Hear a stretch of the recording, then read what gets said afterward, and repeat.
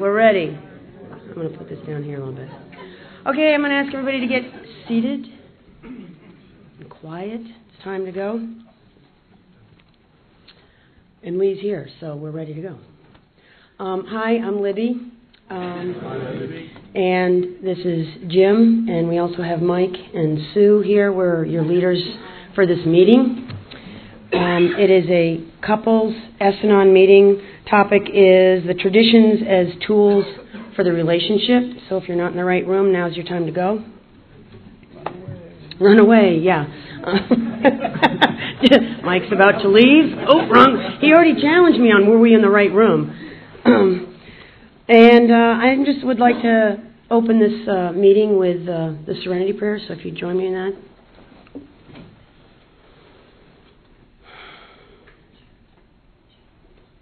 Serenity Prayer. God, grant me the serenity to accept the things I cannot change, the courage to change the things I can, and the wisdom to know the difference. Just for today. I'm going to read the S-Anon preamble. S-Anon is a fellowship of people who share their experience, strength, and hope with each other so that they may solve their common problems and help others to recover. The only requirement for membership is that there be a problem of sexaholism in a relative or friend. There are no dues or fees for S-Anon membership. We are self-supporting through our own contributions. S-Anon is not allied with any sect, denomination, politics, organization, or institution, does not wish to engage in any controversy, neither endorses nor imposes any causes. Our primary purpose is to recover from the effects upon us of another person's sexaholism and to help families and friends of sexaholics. And now I'm going to move right into the guidelines because I'd like to get us moving along as quickly as we can. These are the guidelines for sharing in a couples meeting. Because our common welfare comes first, here are the guidelines for sharing during our meeting. This is a special meeting which deals specifically with couple relationships, but our purpose in sharing is to discuss ourselves rather than our partners. If you wish to share, please wait to be recognized by the leaders, as we do not crosstalk. That is, we share our experience with the group as a whole, rather than addressing comments or questions to individual members, including our partners. If you wish to reply to a speaker, do so after the meeting one-on-one. We are going to limit the length of our sharing, but I don't know how long, so that all may have a chance to speak. We leave our other identities outside the discussion, other 12-step issues, philosophies, religions, therapies, and occupations. Our meetings focus on the S-Anon 12-step approach to recovery, so we avoid the mention or discussion of specific titles and authors of publications other than S-Anon conference-approved literature, which is S-Anon, SA, Al-Anon, and AA. We stress that sharing be pertinent to relationships, and that if you wish to talk about your partner, he or she must be present. Also, there's one other little thing, that after one partner shares, the next person that gets to share is the other partner, and they can choose to share or pass. Each member present is encouraged to remind other members during the meeting, if necessary, of our commitment to these guidelines. Taped info, right. As you can see, this is a taped meeting in the spirit of 12 steps. This meeting is recorded. If you don't wish to be recorded, then you don't get to come up and say anything. So just understand that this is being taped, and that's the deal. If you're going to speak, you will be recorded. All right. Do you want me to do the Courage to Change reading, or do you want to do it? All right. Okay. Jim found this, and I thought it was really appropriate, so I thought I would open the meeting with this. And this is from Courage to Change, March 27th. I used to think that living meant surviving from crisis to crisis. I continued to function this way. Make sure I'm reading the right one. Yeah. I continued to function this way as an adult because it was the only way I knew. Since that time, and I'm going to just say Al-Anon because it's easier for me. The Al-Anon Fellowship has become like family to me. Our 12 traditions help me learn how a healthy family group functions. Today, when a problem involving other people arises, I turn to the traditions for guidance. They have made it possible for me to be part of a group that encourages my growth. They have led me to learn to detach, to respect other people's privacy, and to find some release from my need to dominate and control. Because of the 12 traditions, I have discovered that I am an important member of any group in which I take part. I have a sense of my own value as well as my limitations. As a result, I am developing the wisdom to know the difference between what I can change and what I must accept. Today's reminder: because the traditions are based on spiritual principles, they often apply to personal matters as well as group concerns. When I get tangled up in problems with other people, the traditions can offer guidance and perspective. And the quote is, "The 12 steps and 12 traditions embody principles that lead to recovery and personal growth, helping each of us to discover and become the person we want to be." So with that, I'm going to turn it over to Jim.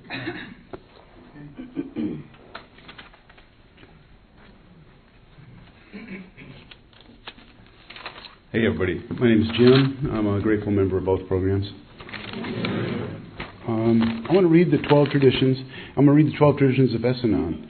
There's little differences here and there from the ones in SA, but they're essentially the same. 1, our common welfare should come first. Personal progress for the greatest number depends upon unity. 2, for our group purpose, there is but one authority, a loving God as he may express himself in our group conscience. Our leaders are but trusted servants. They do not govern. 3, the relatives of sexaholics, when gathered together for mutual aid, may call themselves the S-Anon family group, provided that as a group they have no other affiliation. The only requirement for membership is that there be a problem of sexaholism in a relative or friend. 4, each group should be autonomous except in matters affecting another group or S-Anon or SA as a whole. 5, each S-Anon family group has but one purpose, to help families of sexaholics. We do this by practicing the 12 steps of S-Anon, by encouraging and understanding our sexaholic relatives, and by welcoming and giving comfort to the families of sexaholics. 6, our S-Anon family groups ought never endorse, finance, or lend our name to any outside enterprise, lest problems of money, property, and prestige divert us from our primary spiritual aim. Although a separate entity, we should always cooperate with Sexaholics Anonymous. 7, every group ought to be fully self-supporting, declining outside contributions. 8, S-Anon 12-step work should remain forever non-professional, but our service centers may employ special workers. 9, our groups as such ought never be organized, but we may create service boards or committees directly responsible to those they serve. A lot of typos in here. 10, the S-Anon family groups have no opinion on outside issues, hence our name ought never be drawn into public controversy. 11, our public relations policy is based on attraction rather than promotion. We need to always maintain personal anonymity at the level of press, radio, TV, and films. We need guard with special care the anonymity of all S-Anon and SA members. And 12, anonymity is the spiritual foundation of all our traditions, ever reminding us to place principles above personalities.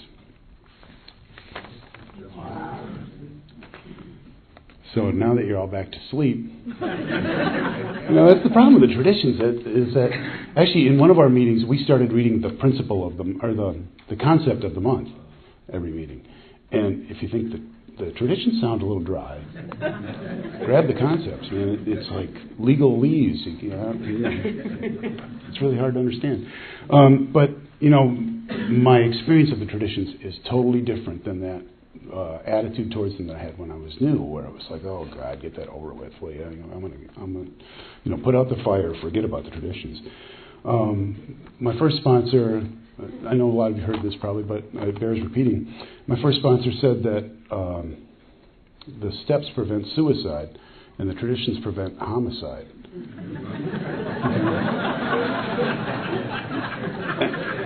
And it's true, you put a bunch of crazy people like us in a room together and you have that meeting continue on for years and years and years.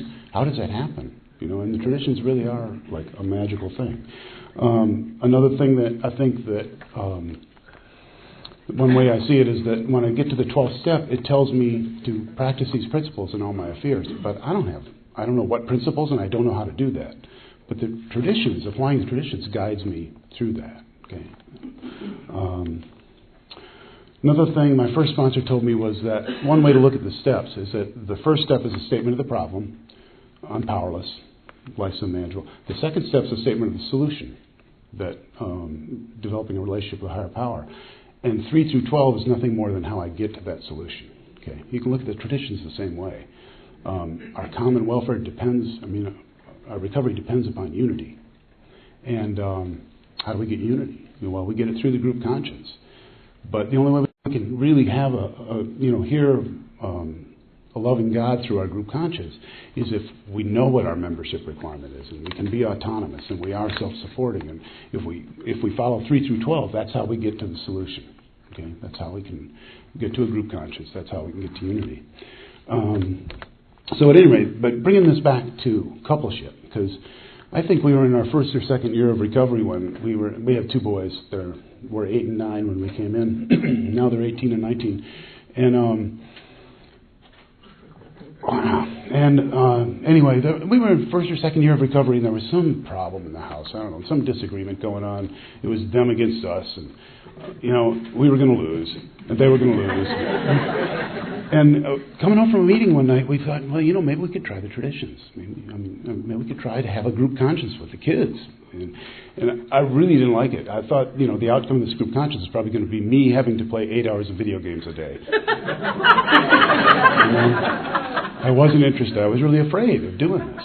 And but we, bucked it up and took it to them and said, this is what we want to do. And they said, yeah, right.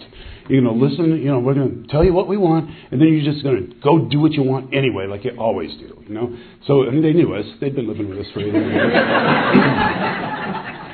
But when we actually sat down and got honest, and they were willing to participate eventually, and went around the 4 of us, and each of us put in our piece, and this magical thing happened, like it often does, and there was a solution that popped up that none of us had considered, that all of us thought was a good idea. And, God just came into that room, and it worked. So we have had this over and over the last 8 or 10 years, where the traditions are, when we go to the traditions, we find solutions in our life, in our relationships, that we don't find otherwise. I just want to run through a few of them quickly and just some of my ideas about them. When I heard that our common welfare comes first, or the welfare of the relationship comes before my individual welfare, I didn't like that. That was contrary to my prior thinking. I thought that once I really got it together, then I could be, that dad and husband that I ought to be. And what it turns out is that when I can be that dad and husband that I ought to be, then I get it together. Then I'm successful in the rest of my life too. So that my own welfare really depends on the welfare of this relationship. Let's see. I talked about 2 a little bit, which is the loving God. Oh, and tradition 1, 2, just the idea of unity. Is the action I'm about to take, or is the thinking going through my mind, is it unifying or is it dividing? What's in the interest of the relationship? A lot of times I can't figure out what's good for me, and I think I know what's good for her, but of course I don't. But sometimes I can get a good idea of what's good for the relationship. So unity is just a useful principle for me to keep in mind. 3, the requirement for membership. Tradition 3 in SA is a little different. It says it's a desire to become sexually sober, and I can't remember. Somebody could probably quote it for me. But anyway, in S-Anon, desire to stop lusting, become sexually sober. In S-Anon, it's that you have crazy people in your life. Is really the requirement to be part of S-Anon. But for us, on SA, it's a desire. So that's the way I see 3rd tradition is. Do we have a desire to be in this relationship? Do I desire to be in a loving relationship that's oriented around spiritual growth or not? Last spring, we sent our son off to treatment, and what it really came down to was he didn't have a desire to be part of our family anymore. His other life was taking control. And when we recognize that, it's like, time to go. And now, 6 months later, after a lot of hard work, I'm here to report that he does have a desire to be in our family again, and that he is keeping us in the loop. He's still an 18-year-old, and he's burning the candle at both ends, and his lifestyle's out of control. But he's part of the family, and he's honest, and it's happening. So that's what I see. Is it, do I want to be there? Does she want to be there? If not, let's go work the steps until we do, or we don't, or we figure it out. But there's no point in trying to have a relationship if I don't want to, or if the other people in that relationship don't want to. 4 is the one about autonomy, and we used to schedule each other's time. We used to make commitments for each other without even thinking about it, without talking to the other one. And we don't do that anymore. Kind of like one of the agreements that I've heard about for unity. I heard it in an Al-Anon meeting last week, actually, was that this woman and her husband, and I think this is an unwritten agreement that we have, but they made this agreement that they would not take their arguments into the public in order to get the support of somebody, like I take it there so that you guys will agree with me and she'll be wrong, because of course we both lose. But in the interest of unity, they don't do that, and that's a pretty cool agreement. I like that. Tradition 5 is about our primary purpose, and our primary purpose is to practice and share our recovery with each other and with other people, and to be of service, to each other and to other people. And as far as our relationship, our primary purpose is a little different than my SA group's primary purpose or our S-Anon community's primary purpose. But being clear about that, my primary purpose or our primary purpose in a relationship is not to make me look good.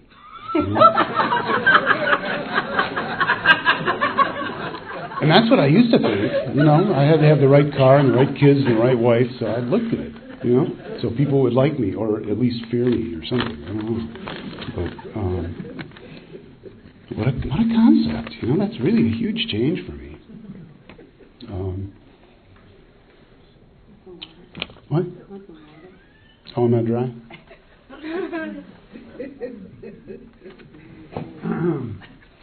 It's too early, I mean, you guys, I really admire you for coming to a traditions meeting at 8 in the morning on Sunday. This is cool. These are my kind of people. I don't mean that as an insult. Let's see. 6 is the one about outside affiliations, that we don't have them. And, for a sexaholic, that's kind of an obvious extension.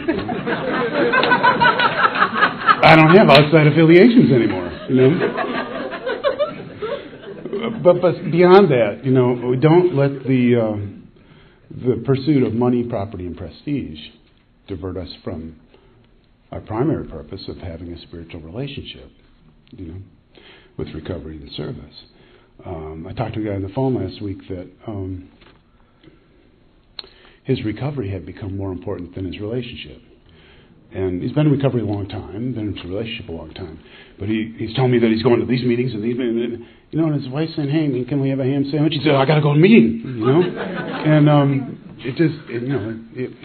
he kind of lost his priority, his outside affiliation, even though it was with the program, was conflicting with his primary purpose. 7, the self-supporting thing.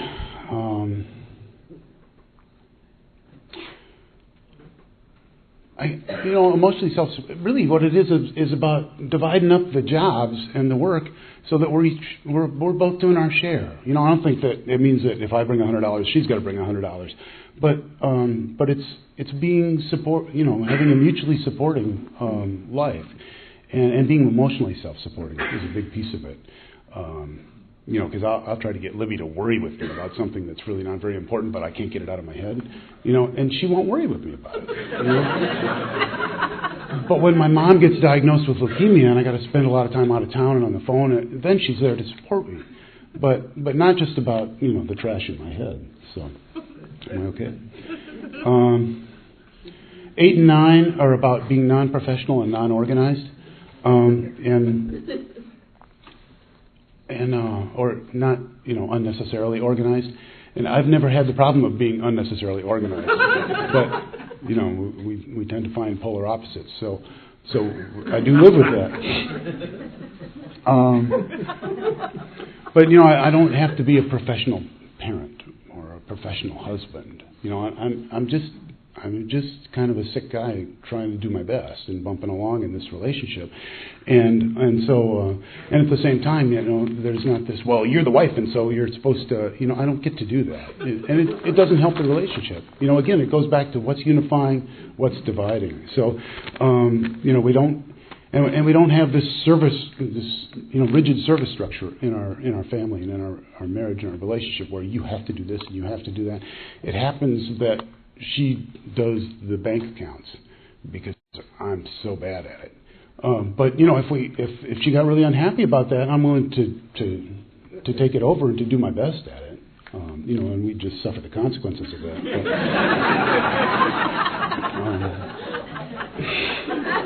I don't know. It's been a long conference,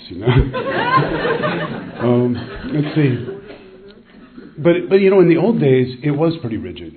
I was the professional. I was going to work. I was important too, and anything that was outside my office was her job and her responsibility. And by God, there was this really different attitude about it. And now, it's the relationship comes first. Those roles and those ideas are not so important as they were, or as they seem to be. 10 is the one about non-controversial. We don't have to vote for the same people. We don't have to take on. It's not our policy to enforce agreement between us on outside issues. We can have our own opinions, but we don't go as a couple to take a stand on something. Again, that could get in the way of the more important thing. And 11 is attraction rather than promotion. I remember years ago, before recovery, there was this other couple that lived in our neighborhood. Oh, am I done? Okay. Hang on just a sec. And they just had this really good act. They had all the right friends, they had the right parties, and we wanted. I watched us trying to be part of that and trying to market our. Maybe we can apply and be part of this social group. And we never really made it. We never really got into that thing. And we really don't do that anymore. But the interesting part is that couple who had it so together. Of course, it turns out that guy was a sexaholic, but as somebody in here says, he only had one letter. He never got the A. He never got into recovery. He didn't get the second letter. He only had one. And their marriage is gone now. And their relationship is gone. And there's nothing for us to try to promote ourselves to. So, we tend to find other relationships and friends just by who God puts in our way, And then the last one is 12, and that's about principles before personalities. And, over the years we can actually sit on planning committees for marathons and stuff now without tearing each other's hair out. And it's like treat each other like there's somebody else in the meeting, like Libby was talking about yesterday. And, that's enough for me, but thanks.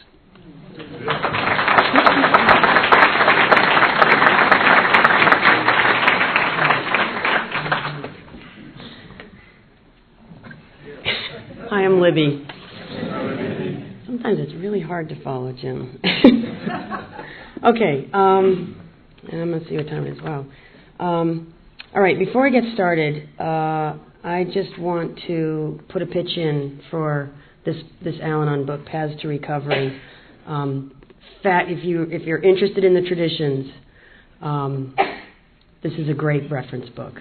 Great reference book. I'm really pleased that someone way back when said that's the book to get, and I did. It's got stories, and it not only talks about the tradition from a recovery standpoint, in our groups, but it also has personal stories in there and showing how to use it in a family situation. And that's, I don't know, from way back, the traditions have always been something that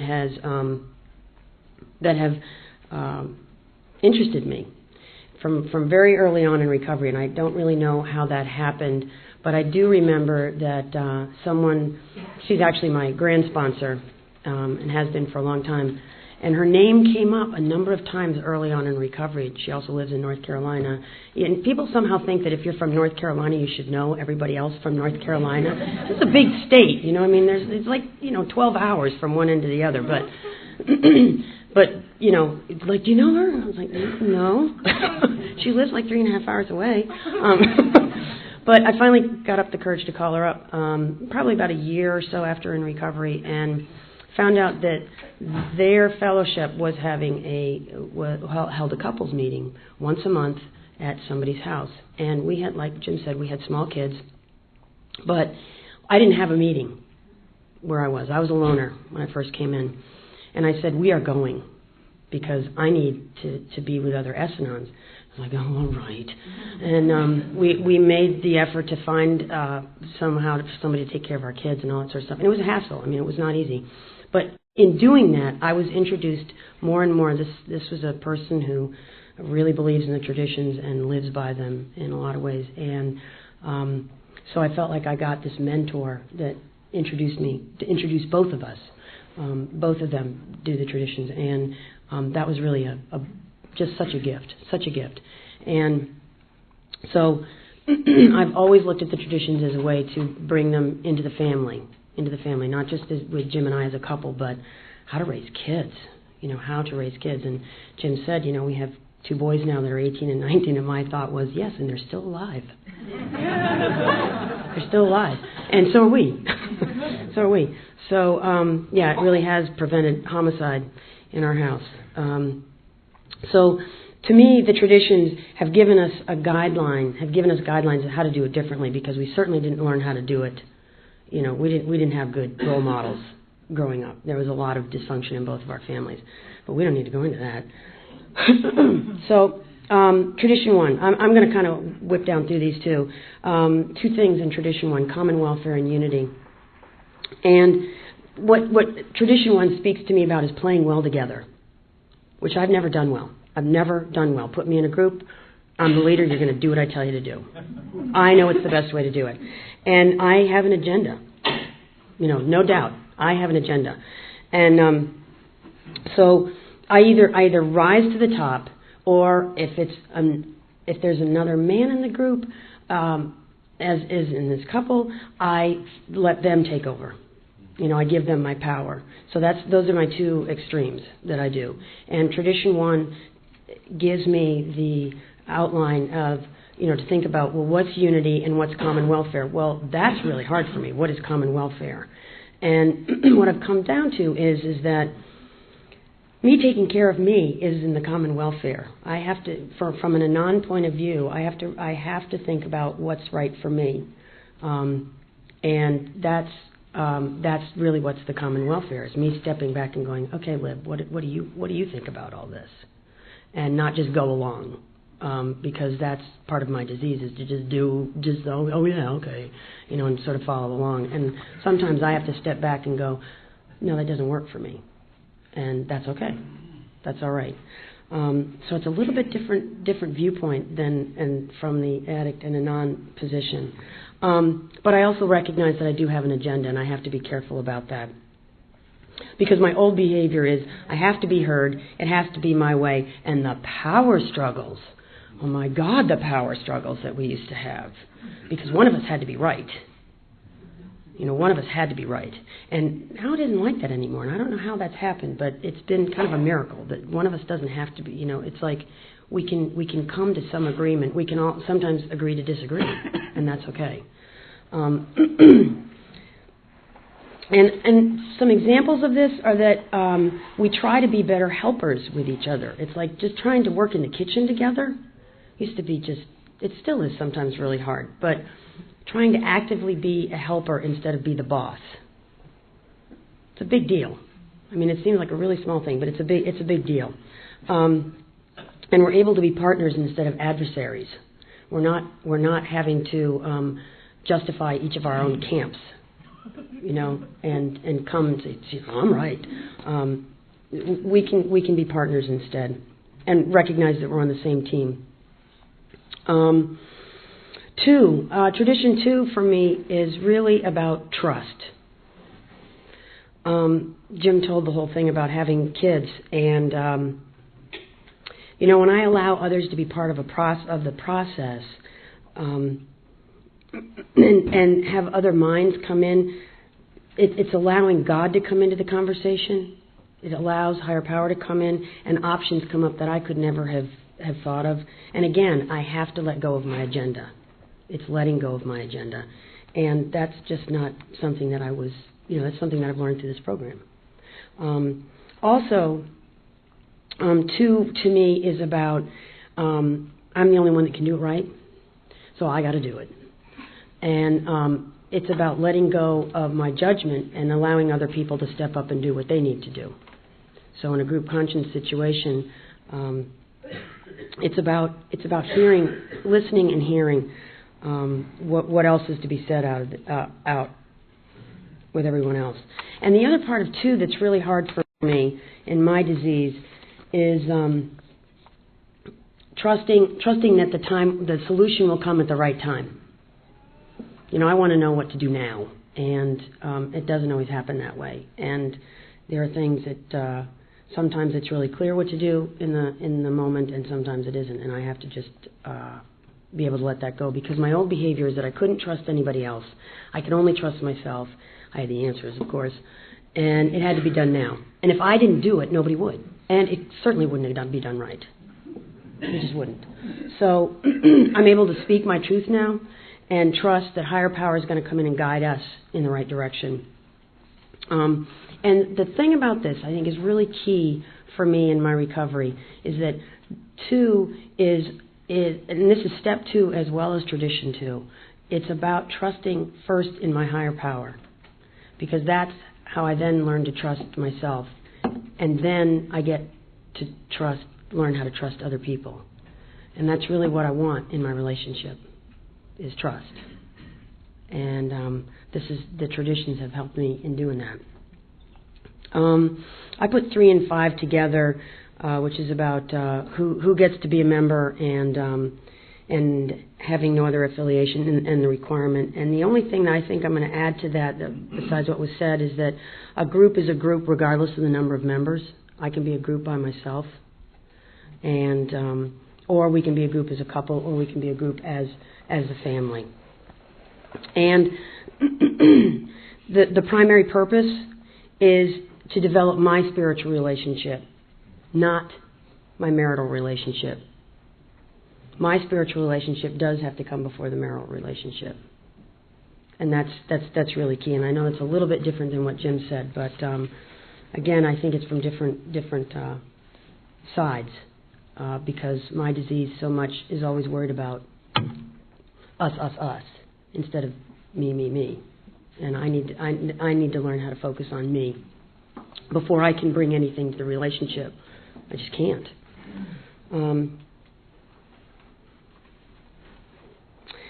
Yeah, and this is a really good point, because I've been doing some tradition study about who gets to be a member,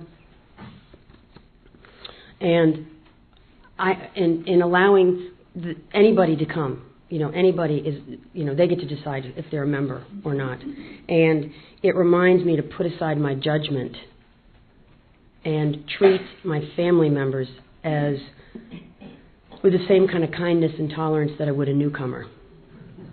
Remembering that they are sick people, not bad people. And to put that aside. And that's kind of 12, too. Principles before personalities. And I'll get to that a little bit. Tradition 4, being autonomous.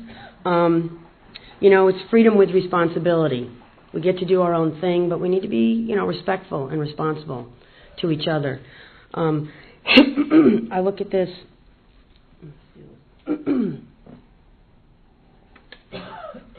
Thanks. My disease leans heavily towards enmeshment. And Tradition 4 helps me have a healthier perspective on appropriate group involvement. And that's really important for me, because I don't know what appropriate group involvement is. It's all about, let's all do it together all the time.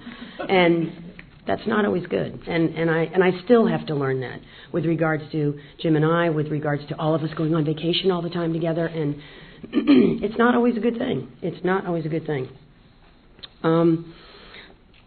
Tradition 6, for me, the thing that jumps out for me is money, property, and prestige divert us. I definitely struggle with workaholism, and I'm self-employed. And I have a huge desire to look good and be successful and be noticed and recognized, and darn, I'm important. And that I have to stay really honest about that. I have to work at being honest about that, because I can get really diverted about saying, but it's making us money. It's the way that we're bringing money in, and that's always questionable too. And it can really interfere with our common welfare if I get all hung up in my agenda around that, because I do have ulterior motives in the background, and that's something that I personally have to watch.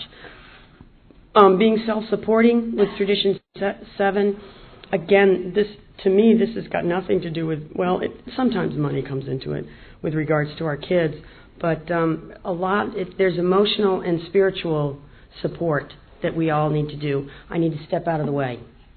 Step out of the way, step out of the way, step out of the way, so they can be emotionally and spiritual self-supporting on their own. I'm not stepping in and fixing it, and, oh dear, I'm sorry you hurt because your girlfriend's broken up with you. This is my kids.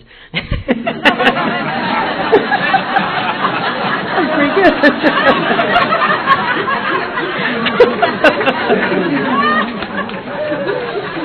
Yes! That was a good spontaneous one. I like that. So I need to step out of the way to allow others. Pardon me. Yeah, that's progress. Yeah, so that they can be themselves. That's right. To allow others to do for themselves that which we thought we had to do for them. That's one of our gifts. So this helps me remember that. Let's see. What did I have in here? I'm not going to do anything about Tradition 10. And I find it really interesting that Jim mentioned about 8 and 9 being organized, and that he wasn't organized, but I was. I didn't even have anything on here about 8 and 9. I didn't even go into it. I didn't even go into it, and I thought that was pretty interesting. 11, attraction rather than promotion. That, to me, says, let it begin with me. If I'm not, if Jim's not being as romantic as I want him to be, he's not listening to me, he's not giving me enough hugs, he's not, present for me, whatever, then I can do that. I can come up and have hugs. Or he's not being compassionate enough. That's one of my things. You're so compassionate to all of your, recovery people, and yet I'm struggling, and it's like, get over it. Come on, And sometimes I don't necessarily get the compassion or the response that I want from him. But that I can still do that, and I can give that. And it's amazing how things shift when I start doing what I need to do and let it begin with me. So that's flowers, gifts, things like that. And I don't do that well for myself either, so why should I expect him to do it? That was one thing that came up. And then we need guard with care the anonymity. I don't think that's in the SA traditions about anonymity of, the other side. And I've gotten Jim's permission to tell our story, because that's what he told me once. He said, this is our story, not just my story. But I am trying to be very conscious of that there are appropriate ways to share this, and there are inappropriate ways to do that.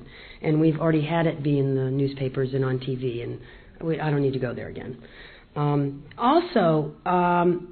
Tradition 11 talks to me about gossip, and not gossiping about family members. And again, it's like bringing people on my side and all that sort of stuff.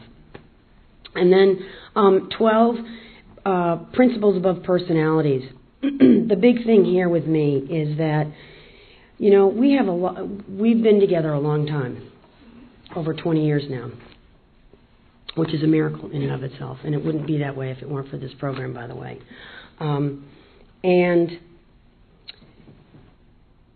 The people that I have the most history with, I assume how they're going to behave. I know what their personalities are, and I know what they're going to do. And 12 helps me remember that, again, these are, people that may act the way that I think they are going to, or they may not. But I have to have the principle of they are a child of God, and I can love them, and try to look at them as a newcomer instead of pigeonholing them in you are in this slot, and this is how you behave because this is what I expect.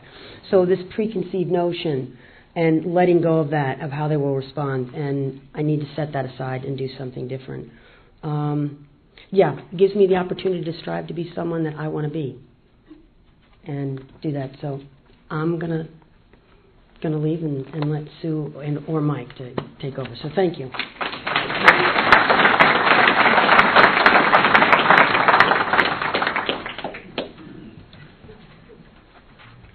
Hi, Mike.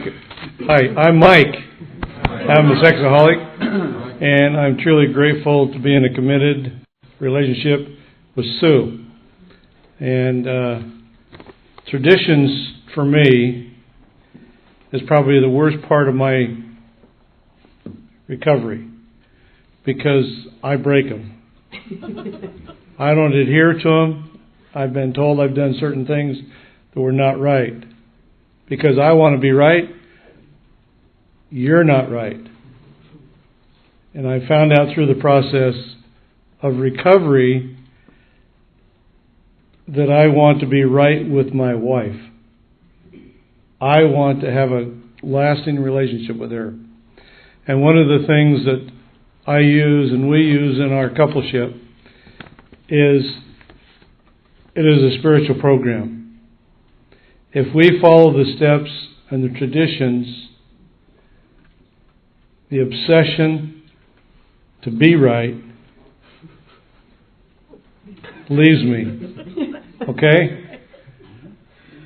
And when my wife asked me what I was going to share on, and I had no idea. So I told her that I wanted to deal with traditions 1 and 2 about our common welfare. Sure, I want to be in common welfare to build up the group as a whole. But I want to discuss the reason why I want to have a common ground with my wife.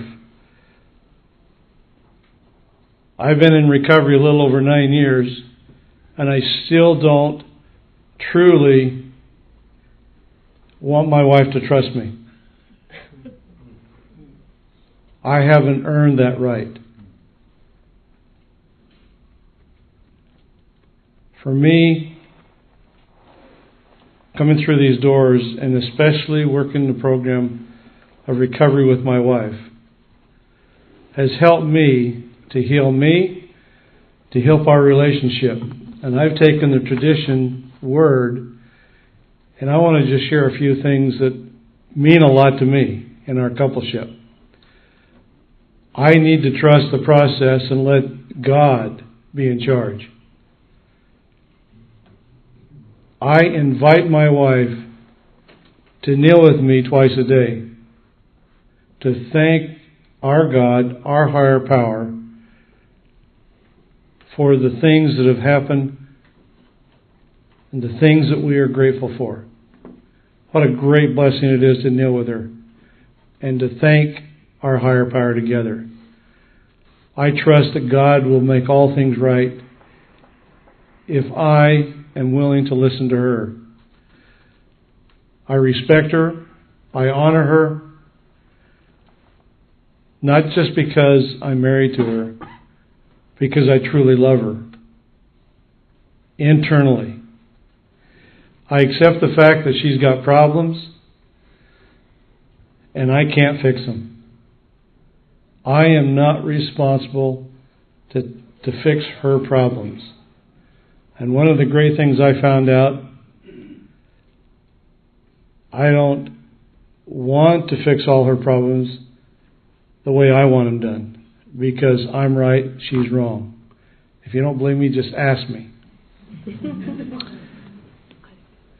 Am I very decisive with my actions towards her, or the traditions, or our common welfare? Honey, do you want to go to the movie tonight?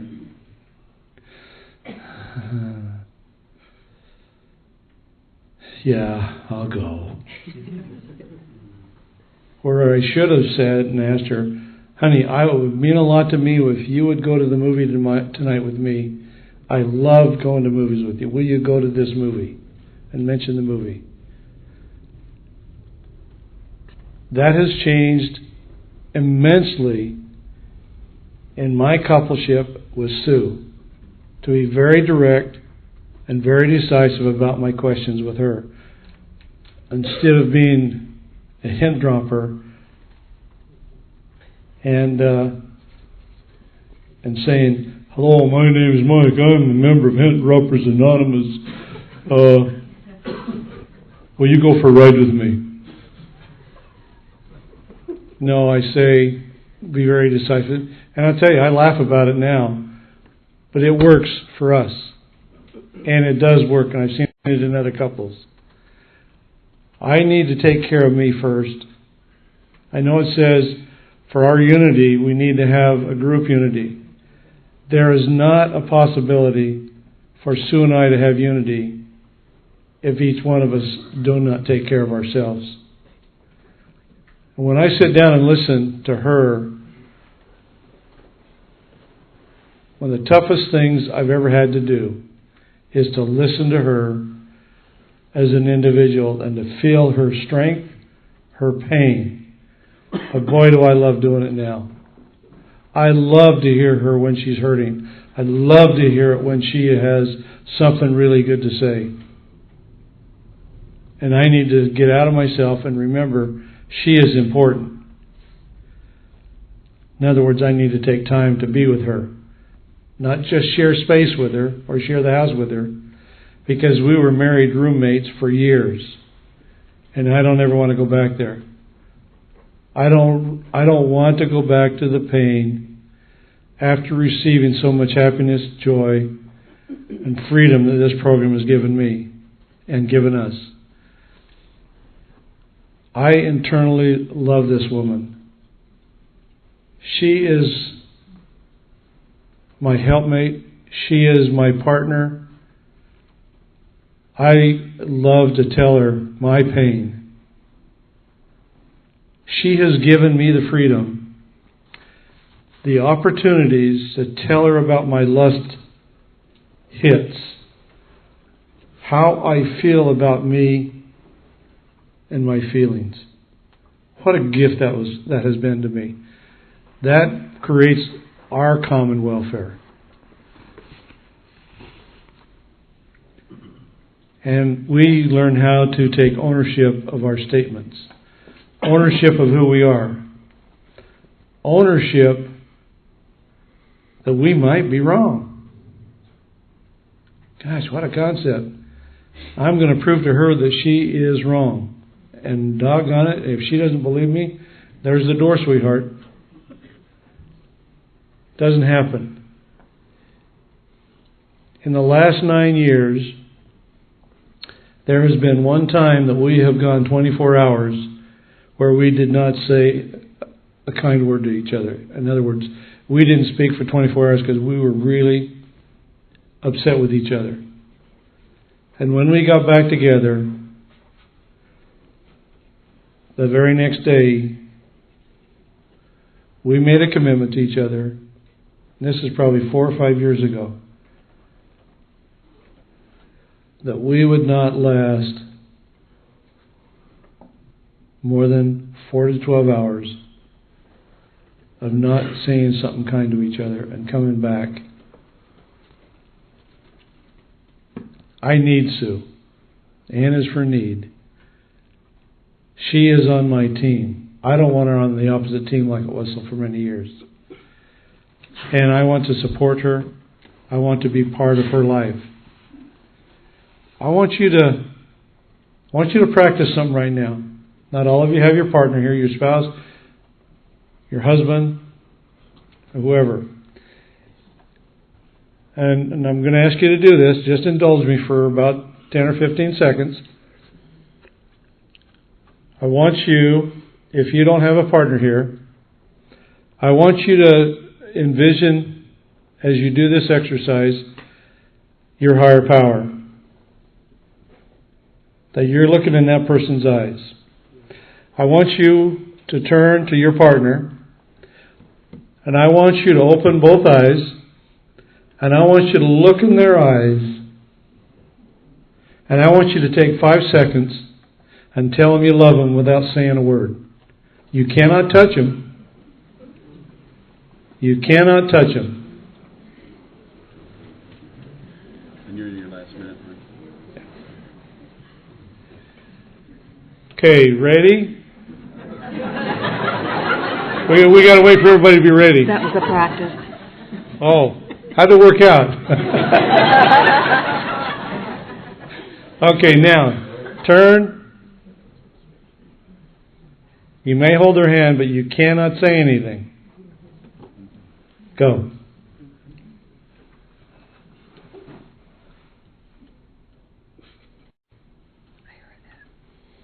Okay. Hey, some of you cheated. You looked up this way before 5 seconds. When we share daily, we look at each other's eyes, and I see peace in there. I want my wife to see peace in me for our common welfare, and that we can have peace together as a couple. God bless you for being here. If this is your first time here, keep coming back. If it's not, keep listening and make each other your best friend. And I want to just say one last thing. My wife and I just celebrated 1 year of marriage 36 times about a week ago. And it is wonderful to break it down to 1 day and to 1 year at a time. Thank you.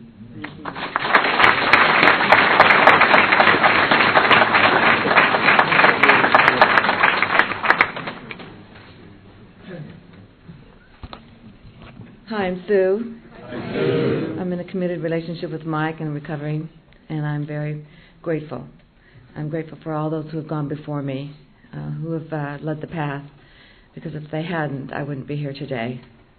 And I'm grateful to my higher power.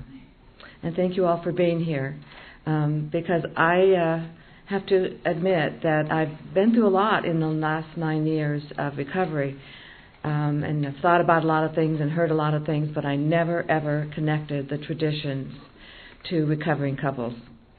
So I've had the opportunity of being able to look at something a little differently, and to, for lack of a better word, analyze it. Now, a long time ago, I gave a presentation, and I included the word FedEx. And I shared about there's a sign in FedEx, and I don't know if any of you have seen it. If you have, and you know what that sign is within the word FedEx. Does anybody know? Okay, an arrow. There's an arrow in FedEx. And when I needed to speak today, I didn't know what I was going to speak on. But listening to the speakers before me helped me. And the traditions are like a background, a support. And FedEx, there's an arrow, and you're not going to be able to see it, so you can come up later. But between the E and the X, there is a negative space. And they made sure that there's room. They use that negative space, and they have an arrow. So if you want to come up later, but that's what the traditions are. They take the negative space and they use it. They take every bit of the space and they fill it with something positive. And I really appreciated how you said the traditions help for homicide. We in recovery need everything we can get. And in reviewing them, I could see how they supported us. And that's what we need. Who we are is what we bring into our relationships, into our coupleship, into our families. And as I read through them, I could see bits and pieces of what that happened, of how that happened, and what that brought into our coupleship, and that the traditions did support us, and that we did use them, but I wasn't on a conscious level recognizing them.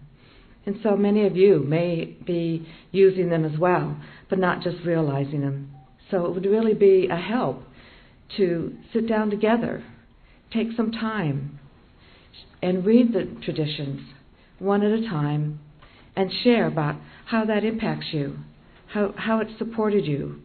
And maybe there was an example somewhere along the way that you could remember now and share about how that helped and how that can support you going in the future. A couple of the things that impact me is the common welfare and the unity. Mike and I did not have any common welfare. We didn't have any unity in our coupleship. And we do now. And it's only because we recognize the importance of that. We have a foundation in our coupleship, but we recognize how fragile that is. And we recognize that it's not just because of Mike and I. We recognize because it's of other people that are in our circle that also believe the same thing. And so we surround ourselves with people who also believe how fragile a coupleship is, and they also respect it. And so that gives us a support. Our higher power is one that is our foundation, along with our individual recovery and our coupleship recovery. So we know how easily our coupleship can be damaged. So we are very, very careful. When we do anything, it's not about me, it's not about Mike, it's about our coupleship. So we have found that we are not as defensive about us individually, but we're very protective about us as a couple. So I am appreciative of the fact that I have now another tool, and here it's been sitting there all this time, and we never really picked it up. At least I hadn't thought of it as a tool for a coupleship. I've used it as a tremendous tool in my individual program. So now I can add that to my toolbox. And maybe you can look at it as a different way, as a sharpened tool for your coupleship to support you, because it's not easy to be in a coupleship. It's not easy to be willing all the time, when sometimes our ego is stronger than our willingness. When I get my ego going, man, that is strong. And I dig my heels in, and that is strong. And so my willingness flies out the window. But if I use that arrow from FedEx and redirect myself and include the traditions and include all the other wonderful aspects of recovery, then I feel so much more serenity. And then my willingness is stronger again. And we have a path. And having that path is something that helps us to be joined together with a common goal, our common welfare. And I appreciate that, because we now have understanding and we have peace. It's not always there, but we know how to get it again, because we know what it was like not to have it. And we really don't want to go back there. It was too painful. And because we now have the tools, we can pick them up a lot quicker. We can identify a lot quicker. And we have the joy that we never thought we could have. And so we want to share that. We want people to know that it is possible. And it's not in a way that that is impossible to obtain.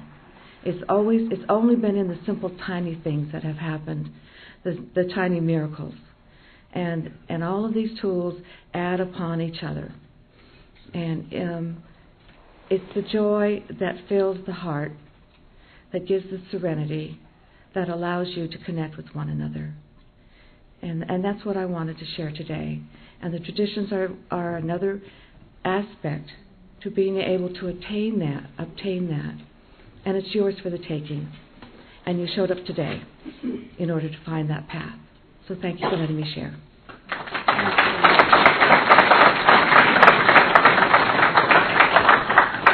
So we talked too long. We used up all the time. Sorry. There are a couple of publications that you want to know about. There are these two pamphlets, one in Al-Anon, one in AA. They're the illustrated traditions. They're both named the same. And they're like children's books, little pictures and little simplifications and stories about the traditions, and they're really good. And then there's an AA traditions checklist. It's really good, in addition to Paths to Recovery. This is an anonymous program, so keep everything to yourself. Unless you think it'll help somebody. And would you stand and join me in closing with the we version of the Serenity Prayer?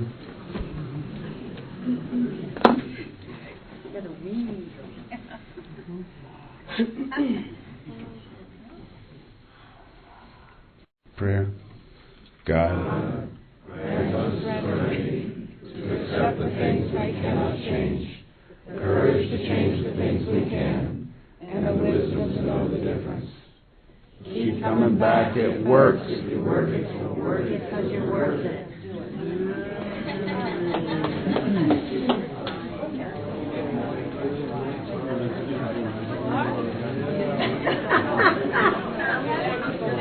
Hey, Libby, can I get your number? Yeah, sure.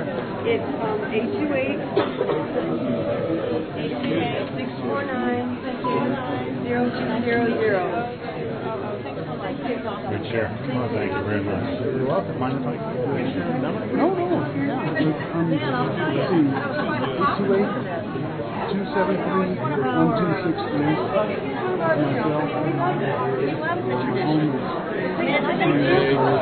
Thank you very much. Oh, you're more than 021